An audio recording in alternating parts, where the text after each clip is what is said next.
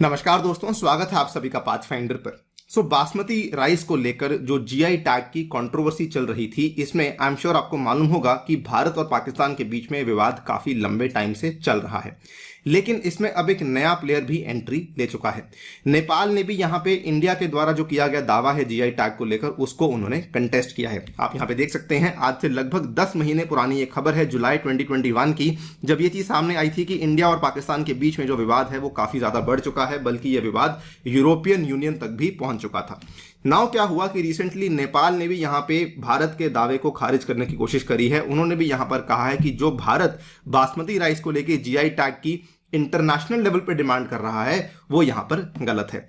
बात करेंगे सबसे पहले तो कि बासमती राइस क्या होता है, क्या इसकी अलग विशेषताएं हैं जो कि इसको बाकी चावल से अलग बनाती हैं। ऑल्सो डिस्कस करेंगे कंट्रोवर्सी बेसिकली क्या थी इंडिया, पाकिस्तान और नेपाल की, एंड ऑल्सो समझेंगे कि यहां पर क्या वे फॉरवर्ड हो सकता है। चलिए शुरू करते हैं दोस्तों मेरे साथ।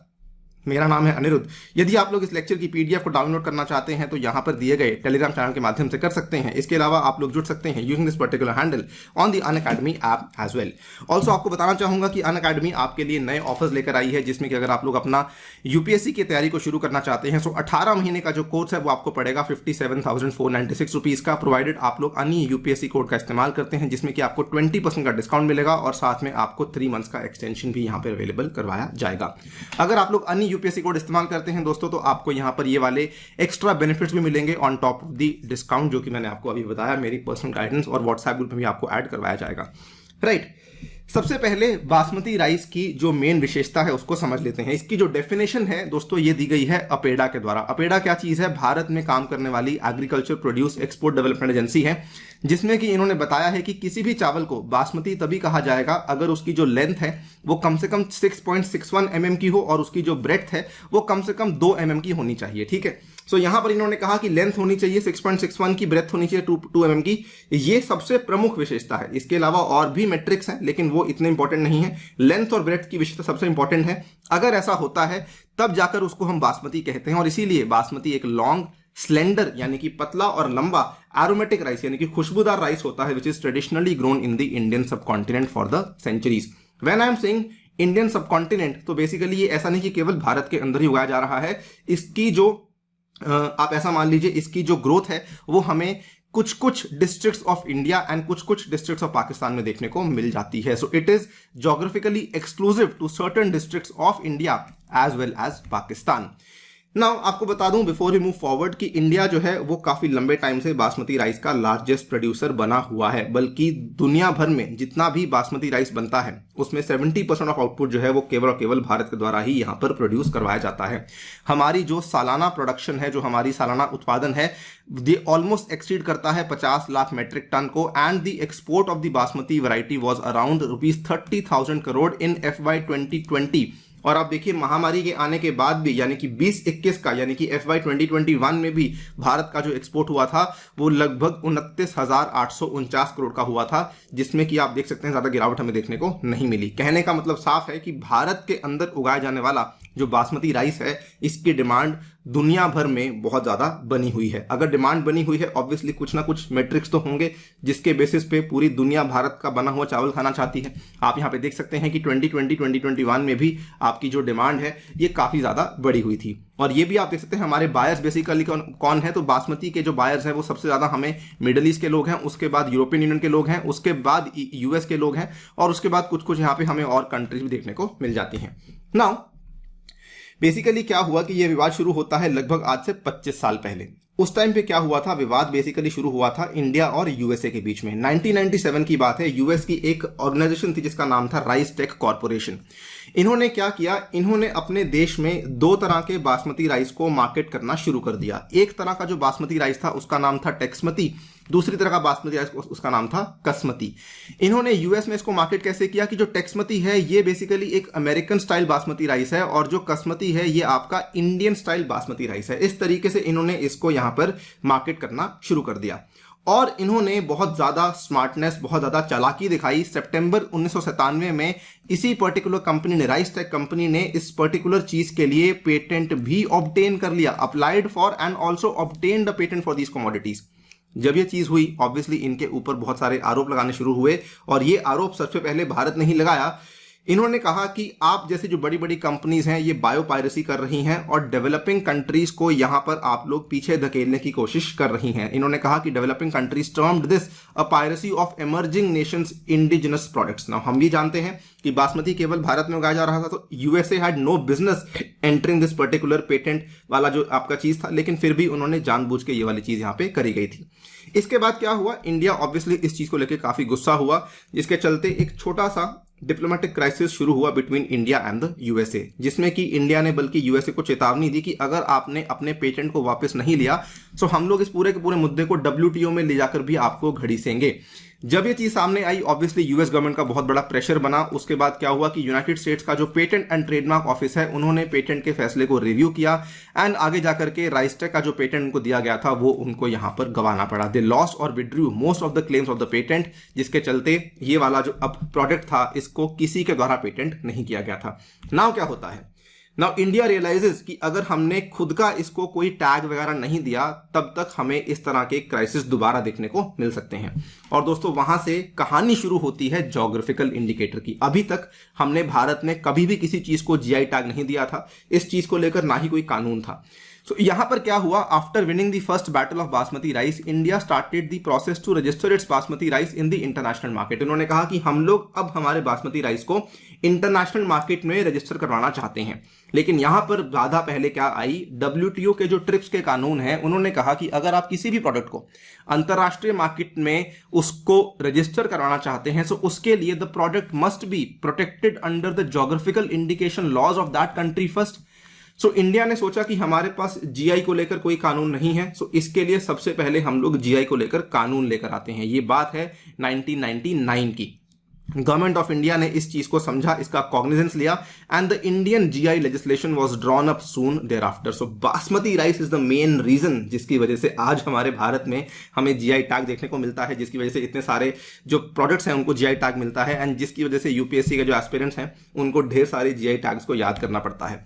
सो ये वाला जो जीआई टैग का एक्ट था दोस्तों, ये लाया गया 1999 में। आप यहाँ पे देख सकते हैं, the geographical indication of goods registration and protection act 1999 was passed by parliament for protection of geographical indications in India.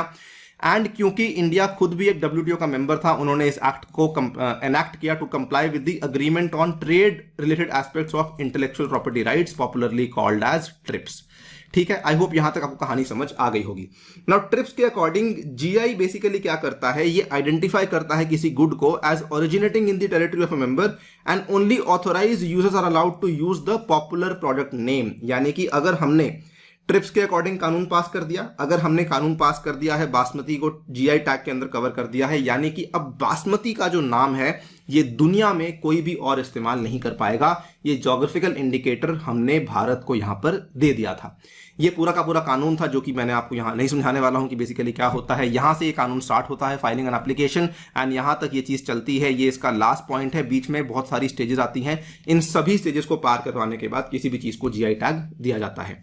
Now ये पूरा का पूरा जो इनिशिएटिव था ये लिया गया था अपेडा के द्वारा, agriculture and processed foods export development authority के द्वारा।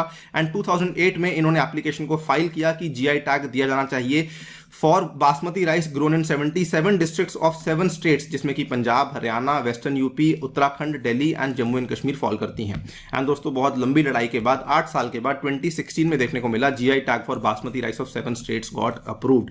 So even though it was basmati rice जिसके चलते जीआई टैग को लाया गया था, लेकिन बीच में बहुत सारी चीजों को जीआई टैग मिलता रहा, बट बेचारे बासमती राइस को जाकर के जीआई टैग मिला 8 साल के बाद 2016 में, बल्कि मैं कहूंगा ऑलमोस्ट 16 साल के बाद, बिकॉज सन 2001 में ही आपका जीआई टैग 1999 में आपका जीआई टैग का एक्ट आ चुका था। सो 16-17 साल के बाद जाकर के जीआई टैग को यहां पर बासमती को जीआई टैग दे दिया गया था। अब कंट्रोवर्सी क्या आती है, जैसे ही अपेडा को यहां पे जीआई टैग मिला, उन्होंने क्या किया, India applied to the European Union, ये दावा करते हुए कि भाई इस कमोडिटी की सोल ओनरशिप जो है वो भारत के पास होनी चाहिए। ये वाली कहानी है सितंबर 2019 की। लेकिन इस चीज को लेकर पाकिस्तान यहां पर बीच में कूद गया। This entire thing was challenged by Pakistan because उन्होंने आर्ग्यू किया that 18 districts of Pakistan Punjab province, जो कि रावी और चेनाब के बीच में फॉल करती हैं, वहां पर भी हमें चेनाब वैरायटी ऑफ बासमती देखने को मिलती है।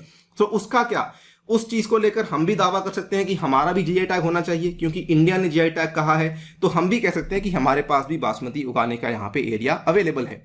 सो यहां पर क्या हुआ, अब पाकिस्तान को भी लगा हम भी जीआई टैग को लेकर अपना कोई कानून लेकर आते हैं, बिकॉज इनको भी सेम चीज फॉलो करनी थी। अगर इनको डब्ल्यूटीओ के अंदर अपने आप को रजिस्टर करवाना था तो इन्होंने अपना कानून लेकर आना था। सो इंडिया के दावे को काउंटर करने के लिए पाकिस्तान ने अपना खुद का जीआई लेजिस्लेशन पास किया। 2020 की बात है, आप यहां पे देखिए, senate committee clears geographical indication bill. ये डॉन न्यूज़पेपर की खबर है, जनवरी 29, 2020 की ये खबर आप देख सकते हैं। और एक साल के गैप के बाद जनवरी 2021 में पाकिस्तान ने बासमती राइस को अपना जीआई टैग दे दिया। अब उन्होंने कहा चलो जी हम भी आपको जीआई टैग देते हैं। After the GI registration of basmati rice in Pakistan, European Union accepted the notice of opposition and the statement of Pakistani basmati rice exporter कि उन्होंने कहा बिल्कुल सही बात है कि केवल भारत में नहीं, ये तो पाकिस्तान में भी उग रहा है। सो आपका भी यहाँ पे दावा गलत नहीं है। सो यहाँ पर प्लेयर कौन आ गया? तीसरा, यूरोपियन यूनियन। उन्होंने पाकिस्तान का जो नोटिस ऑफ ऑपोजिशन था उसको मंजूर करवा लिया। पूरा का पूरा केस पहुंच गया ईयू में। जब इस पूरी की पूरी एप्लीकेशन को एडमिट करवा लिया गया, यूरोपियन यूनियन ने क्या किया? They made REAP, that is rice exporters association of Pakistan, a party to the case. And क्योंकि यहां पर रीप को पार्टी बना लिया गया था, with the admissibility of rep as a party, the case of Pakistan in EU has reached its third stage. आप यहां पर देख सकते हैं, EU accepts Pakistan plea for basmati GI. And यहां पर क्या हुआ, इन्होंने कहा कि हम सब लोग मिलकर बैठेंगे, आपस में बातचीत करेंगे और इस पूरे के पूरे मुद्दे को सुलझाएंगे। लेकिन कुछ ही टाइम के बाद क्या होता है, नेपाल भी इस पूरे के पूरे विवाद में एंट्री ले लेता है। नेपाल ने कहा कि भाई केवल पाकिस्तान और इंडिया ही नहीं, बल्कि हम भी बासमती को उगाते हैं, हमारी तराई बेल्ट में, हमारी काठमांडू वैली में हम भी बासमती को उगाते हैं। और जो डेफिनेशन आपने दी है उस डेफिनेशन के अकॉर्डिंग हमारा भी जो चावल है वो बासमती चावल ही माना जाना चाहिए। Nepal has claimed that basmati is preferred not only in the hotel, restaurant and the catering segment, but also by the growing middle class which are living in the urban centres of Kathmandu and Pokhara. So in February, Nepal has also filed an opposition against India's application to receive GI in the EU membership on several grounds. So अब भारत के खिलाफ केवल पाकिस्तान ही नहीं बल्कि नेपाल भी मैदान में उतर गया है कि भाई हम लोग भी यहाँ पे इस पर्टिकुलर चीज को उगा रहे हैं। इंडिया का इस चीज को लेकर स्टैंड क्या है हमें जानना वो काफी इंपॉर्टेंट है कि इंडिया अपने दावे को लेकर अभी भी अटल है। इंडिया ने कहा, इंडिया के जो परमानेंट रिप्रेजेंटेटिव हैं टू यूनेस्को, इन्होंने कैटेगोरिकली यहाँ पे क्या कहा, Pakistan can not use the trademark basmati even as exporters in the neighbouring country have been clamouring for a joint approval. इन्होंने कहा कि ये भारत की इनटैंजिबल कल्चरल लेगेसी का हिस्सा है और इन्होंने बल्कि इतिहास का भी उनको लेसन दिया, ये कहते हुए कि पाकिस्तान वालों ने पाकिस्तान बनवाया इसलिए था बिकॉज उनको भारत की पहचान, भारत के इतिहास और भारत की संस्कृति से प्रॉब्लम थी। आज वो भारत की संस्कृति को छीनना चाहते हैं। आज वो उसी बासमती जो कि जिसको हम उगाते आए हैं, आज उसी के लिए वो लोग यहाँ पे कानून निकाल रहे हैं।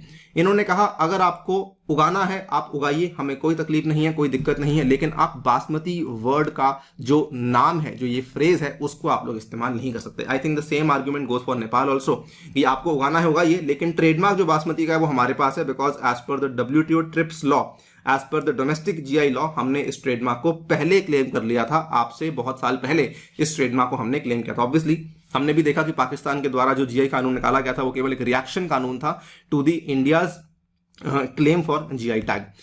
अब इसमें क्या हो सकता है? ऑब्वियसली ये काफी ज्यादा पेचीदा प्रॉब्लम है। नाउ इवन दो बासमती का जो ज्योग्राफिकल एसोसिएशन है वो हमने देखा कि वो इंडो गंजेटिक प्लेन्स के साथ हमें देखने को मिलता है। किसी भी कंट्री ने ये नहीं कहा कि इंडिया के पास एक्सक्लूसिव राइट्स नहीं होनी चाहिए। उन्होंने बेसिकली ये कहा कि हम इसके में जॉइंट राइट्स चाहते हैं कि अगर इंडिया यूज करे ट्रेडमार्क तो हम भी यूज करें। ना ये चीज ऑब्वियसली डिपेंड करेगा ईयू के ऊपर, डिपेंड करेगा WTO के ऊपर कि वो लोग यहाँ पे क्या करते हैं। लेकिन हम लोग एक स्टेक होल्डर को यहाँ पर भूल रहे हैं। इस पूरी की पूरी बहस में, इस पूरी की पूरी कहानी में जो सबसे ज्यादा सफर कर रहा है वो है फार्मर एंड वो है एक्सपोर्टर। सो अगर ये सभी के सभी देश मिलकर के बैठ जाते हैं, कोई ऐसा सोल्यूशन निकाल लेते हैं कि ठीक है हम लोग किसी भी तरीके से सॉल्व करें, लेकिन अल्टीमेटली हमारे फार्मर्स, एक्सपोर्टर्स को यहाँ पे नुकसान नहीं होना चाहिए, आई थिंक वो हमारे ओपिनियन में would be the best possible way forward for this particular controversy. बाकी आप लोग क्या सोचते हैं हमें बताइए कमेंट सेक्शन में। दोस्तों फिलहाल के लिए वीडियो में इतना ही। जाने से पहले बताना चाहूंगा, अगर आप लोग अपनी अनअकैडमी के माध्यम से टेस्टिंग करना चाहते हैं तो ये अनअकैडमी आपके लिए लाइट के नाम से एक नया सब्सक्रिप्शन लेकर आई है, जिसमें कि आप लोग अपने टेस्ट सीरीज को परचेज कर सकते हैं 3100 रुपये में और 4400 रुपये में यूजिंग द कोड ANI-UPSC। और इसके अलावा ये वाले बैचेस आपके लिए अवेलेबल करवाए जा रहे हैं एंड मेरे द्वारा भी आपको ये वाले बैचेस अवेलेबल करवाए जा रहे हैं। Thank you so much for listening, stay tuned and stay safe.